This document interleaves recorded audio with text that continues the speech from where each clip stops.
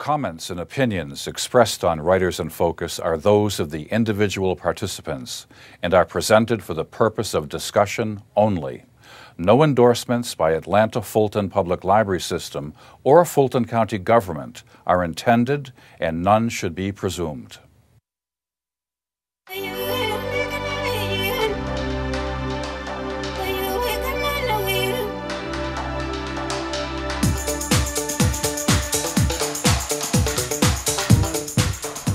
Hi, welcome to Writers in Focus. I'm your host, James Taylor, and my guest is Dan Veach, who I haven't seen in a long time, maybe 28 years.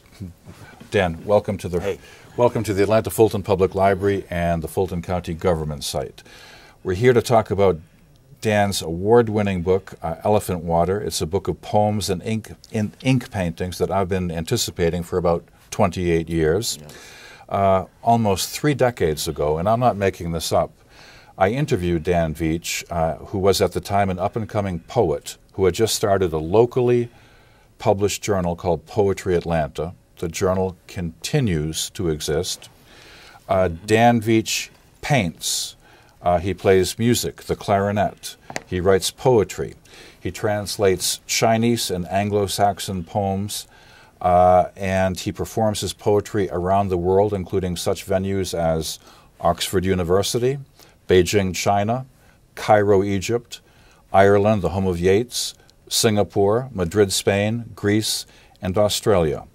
His poems have been praised by no less a poet than David Bottoms, former poet laureate of the state of Georgia, Thomas Lux, who occupies the chair of poetry at Georgia Tech, and my favorite current poet, who may or may not be local, but A.E. Stallings is fond of your work, and I think she's near genius.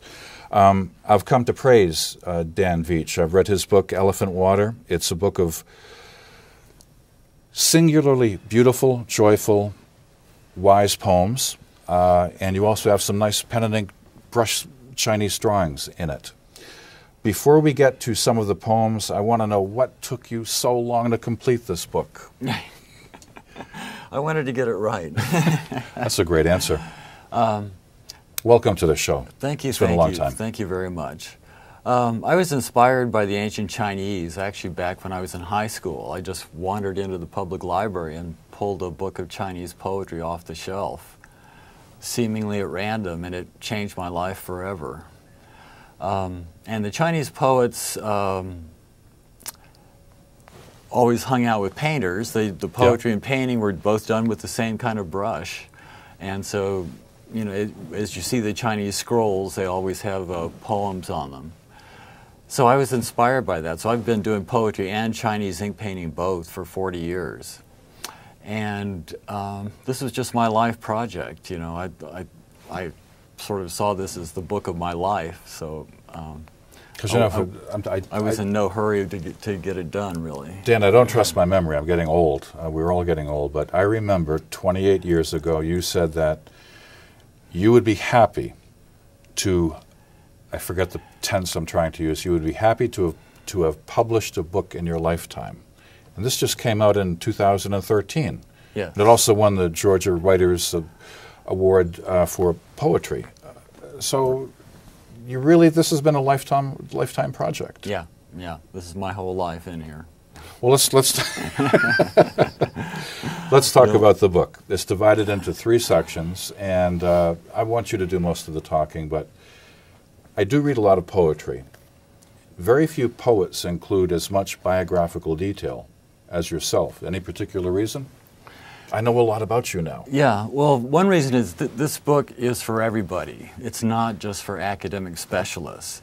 And I just know that a lot of people are frightened by poetry or put off by it and find it hard to get into. So I wanted to sort of create an on-ramp for this, you know, with some prose introductions that sort of tell you, you know, where these took place in my life and, you know, what meaning they had.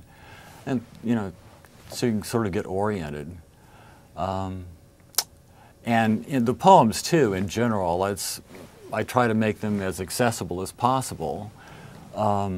A friend said that it's like wading out into shallow water on the ocean, and all of a sudden you find you're over your head. But, you know, I want to have that, wanted things to be easy to get into, because I know it's not easy for most people. No, it's not. Most people say poetry, it's like dismissing art. I've never understood that.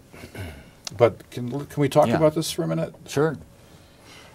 Just because someone doesn't like a particular poem doesn't mean they should dislike poetry. I've always believed that there's enough poetry out there. You can find something that speaks to you. Yeah. You should dislike most poems, or a lot of poems. Maybe even most poems. That doesn't mean you don't like poetry. Yeah. It's so individual, so personal. You're just looking for what's going to speak to you. And so you shouldn't be discouraged if you don't like some modern poems, because there are a lot of modern poems that I think would speak to anybody who had a heart and a mind. Yeah. And so if people give it a chance, that's one thing that's been very good about Garrison Keillor and Billy Collins. They kind of lower that threshold too. It's sort of like any human being can enjoy poetry, and that's true. But we've forgotten that.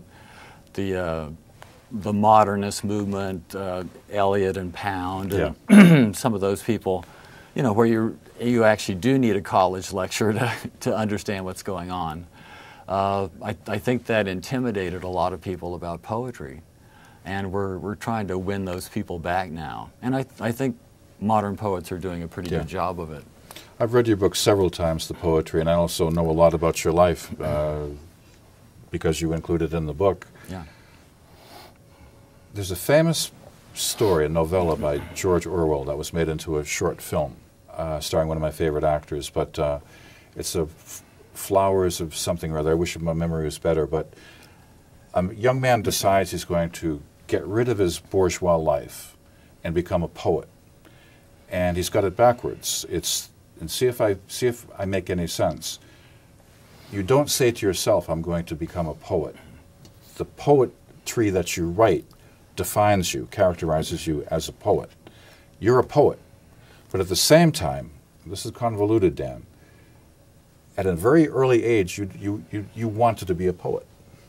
Do I have that right? Yeah, from high school onward. You said, I want to be a poet. I didn't actually decide that until I was in my 20s. Okay.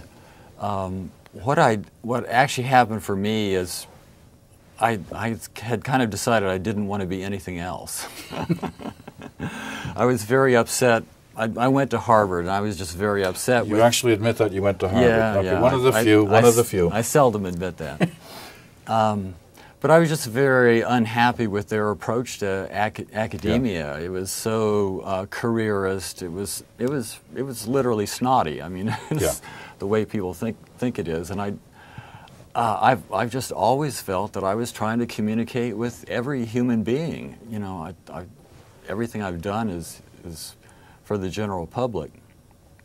And I just didn't like that attitude. I didn't want to be part of that game.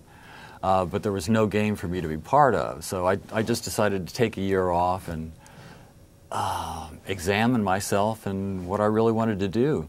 And at that point, poems started popping out. I mean, it's just, I guess they were in there waiting to happen, and they just were waiting for the resistance to be lowered. So, well, let's talk about this corpus of your life, and it's divided into 3 sections. You were born out west, which I don't compute being raised in a Southern Baptist family in California, but apparently it happens. My folks were from Tennessee and Kentucky. I was actually born in Kentucky. I see. But I moved out to California when I was around 3 years old. So I was raised in Southern California. You went to high school in the area where the atomic bomb was basically built, Oak Ridge, Tennessee. Oak Ridge, Tennessee, yes. But the 3 sections of the book are out west, up north, and down south. And I'm going to ask you to read 3 poems during this interview. And can we begin with Elephant Water? Yes. So that's the title poem. Can you do it from memory? I can. Oh, no. You're one of the few poets I know. So, ladies and gentlemen, this is Dan Veach, and I want you to listen closely to these words. It's as if a chemist, an alchemist, had strung words together and made them ring and sing. A lot of work went into this poem, I can tell. So Dan Veach is going to read Elephant Water. Elephant water. I've never seen an elephant so old. Her face is freckled with age marks, pink and brown. But there's more to her than her wrinkled dignity. When the little one carefully put his front knees in the water, she ran up and butted him in. Now, when she lifts her trunk from the pond, the little kids jump back and scream, thinking she may have something more in mind than drinking.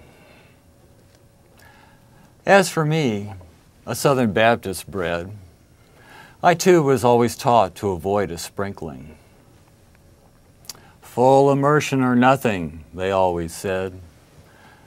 But the old beguiler gets around my doubts. If only she would spout that blessing that the children hope and fear, I'd throw myself into that shower. Cool and alive from the elephant's trunk, I think of a drop of it sitting on my palm. We wait for that animal water, long and long. Her trunk swings down. She fooled us all. It was nothing then. Too late, I see that a trick has taken me in. Long after the children leave, I'm still standing there, immersed in the ponderous, graceful air and a drop of elephant water. I love that. That's so sweet and beautiful. That's the... I have to relax after it. That's yeah. You took me up, and now I'm coming back to earth. Yeah, that's the one poem I've written that really best describes what happens when a poem happens, when the idea for a poem happens. It's like, how do you get from your ordinary state into that state of grace that you arrive at the end? And no one really knows how that happens. There is a turnaround in the poem. It's like, it was nothing, then too late I see that a trick is...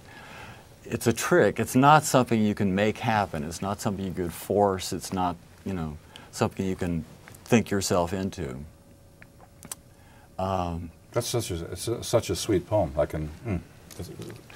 So I'm trying to think of an unpretentious question that won't upset you about poetry, because you take poetry very seriously. I do too. But you accomplish so much in that poem. We're going to read. I want you to read two more. It's always seemed to me that what the poet is trying to do is see the world through sense data, experience the world intellectually, and create something that wasn't there before. Almost a synergistic, where all these elements come together and create something that is greater than the parts. Does that make any sense? Yeah. We're back at Harvard, right? But you do this in your poems. Yeah. And again, it's not something you can make happen. I mean, when those things come together, right, they're coming together from your right brain and your left brain and your brain that you don't know about and your unconscious. And as Keats describes this somewhat, you just have to have this negative capability of being in a place where you let this happen, where this can happen. You have to be in sort of a floating state almost, where these molecules can arrange themselves and fit together in a way that will make real art. So it's a frustrating situation being a poet, because if you're a novelist, you can sit down and think, by golly, I will write 10 pages today. Right, right. You can do that too as a poet, but at the end you can think, what did I do? What was the use in this? You really cannot predict how these things are going to happen. So it's the most frustrating thing, but at the same time, the results are the most amazing of any art form, I think. You've been doing this for close to 40 years. Yeah, this book actually represents 40 years worth of poems and ink paintings as well. That's extraordinary to me. I know for a fact that, okay, born and raised in you lived in Southern California. You went to high school in Tennessee, Oak Ridge, and you moved up north, and you weren't particularly crazy about Harvard. You were up 10 years, and you wrote a poem called Wandering, page 29. Can you do that from memory? No, I think I'll need the book for Good, that one. good. I just want to see if you're human, for crying out loud. Well, the reason is that I revised it for the Okay. for the book, so it's not the original one I remember.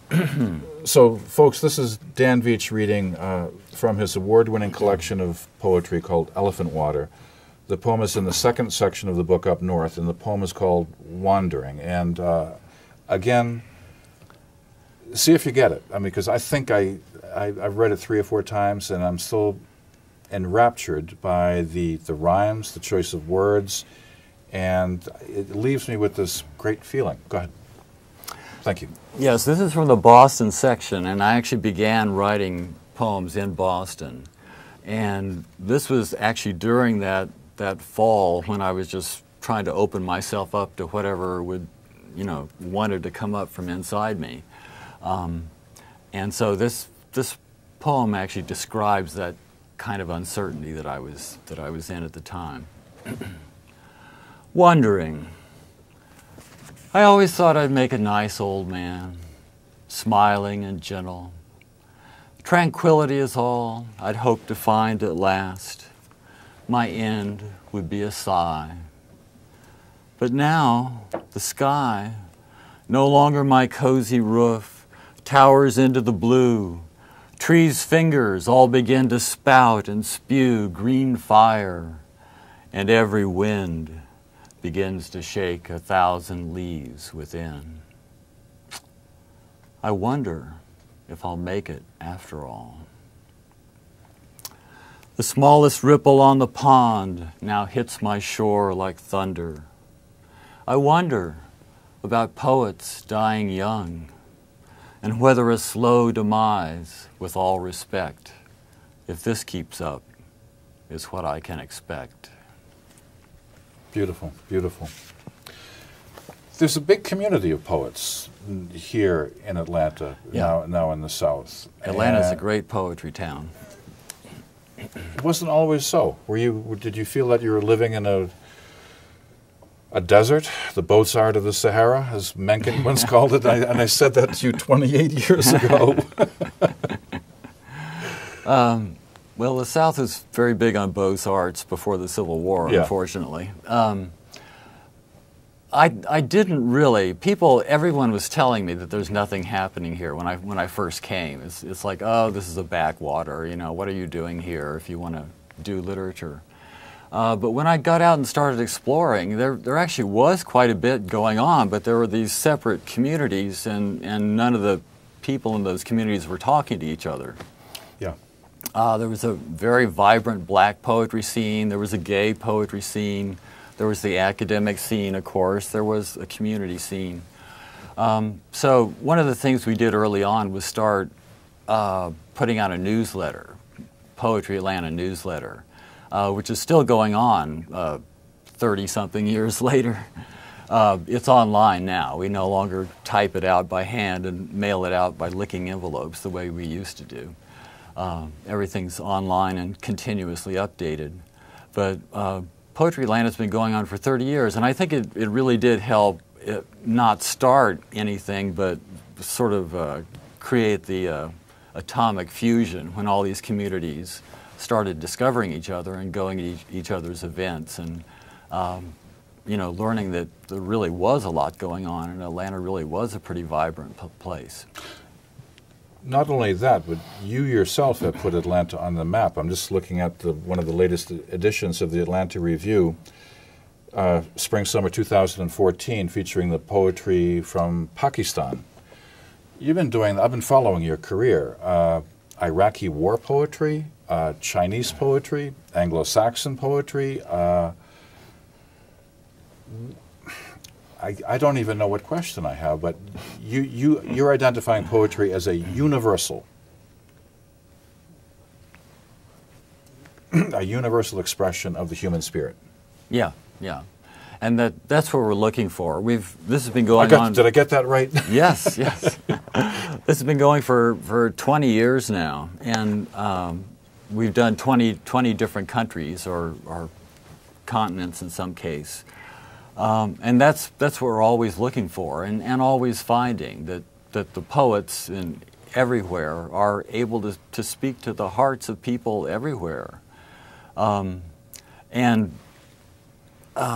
Some of this has just been very important. We did the first collection of poetry by Iraqis about the war. It won an award, Flowers of Flame? Yeah. This is, it was so important. It was brought out as a book by Michigan State University Press, and this won an Independent Publisher Book Award.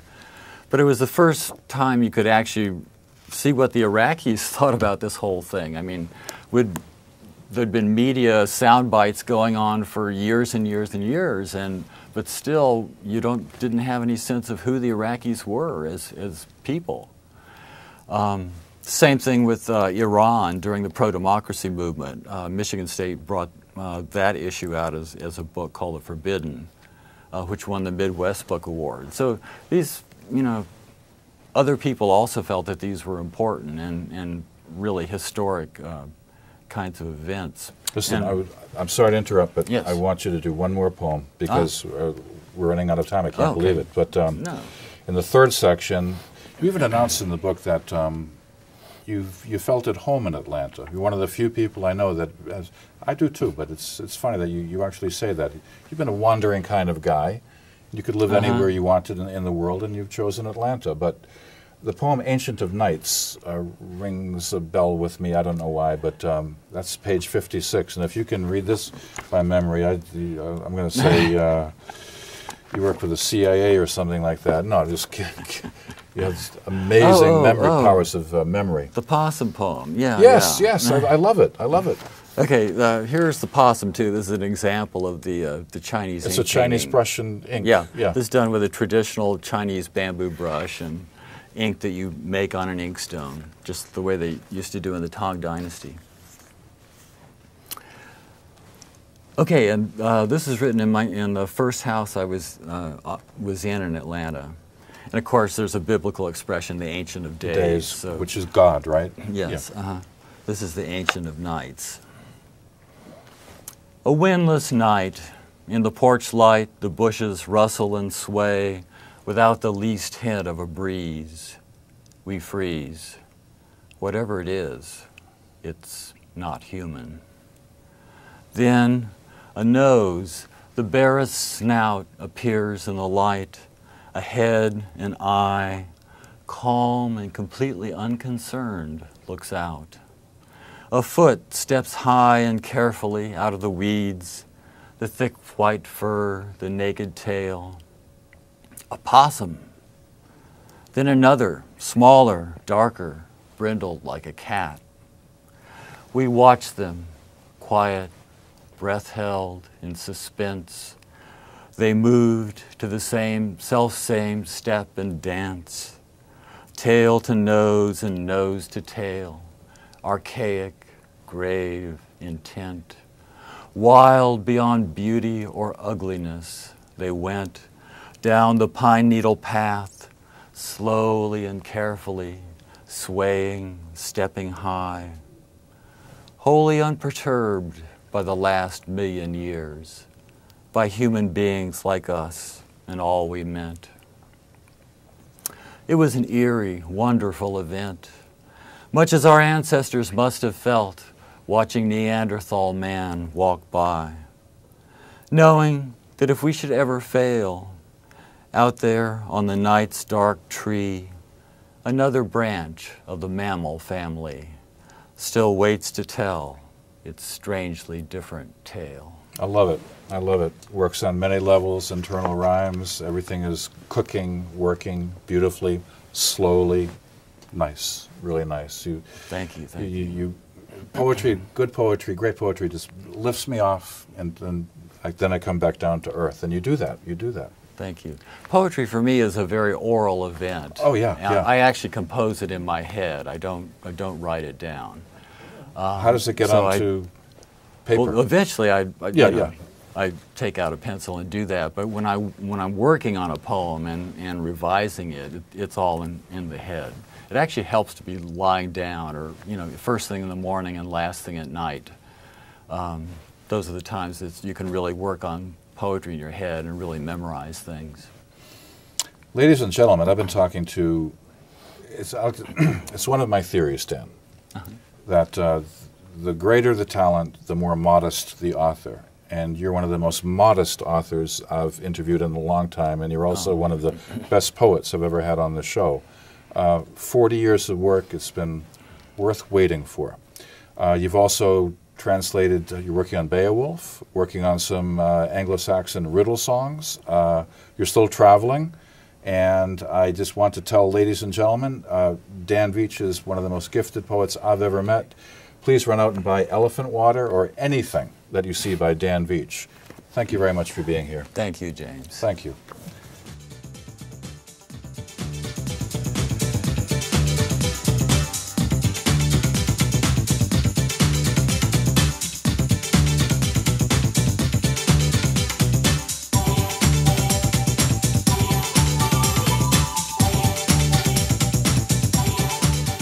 Comments and opinions expressed on Writers in Focus are those of the individual participants and are presented for the purpose of discussion only.